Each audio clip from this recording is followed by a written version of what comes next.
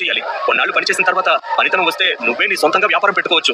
నీ అదృష్టం బాగుంటే నెలకి 4 నుంచి 5 వేలు ఇస్తారు. అందుకే రేపటి నుంచే పనిలోకి పోదు గాని వెళ్దాం రా అంటూ హార్ట్ఫుల్ గా స్మైల్ చేస్తూ అన్నాడు.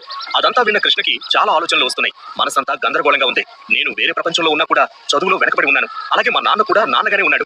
మా ఫ్యామిలీ పరిస్థితి అంతకు ముందు ఎంత పేదరికంలో ఉండేదో ఇప్పుడు కూడా అలాగే ఉంది. ఏమీ మారలేదు. ఇలా సిమెంట్ మేస్త్రిగా పనిచేయమని మా నాన్న ఒక 4 రోజుల క్రితం చెప్పుంటే నేను ఖచ్చితంగా ఒప్పుకునేవాడిని.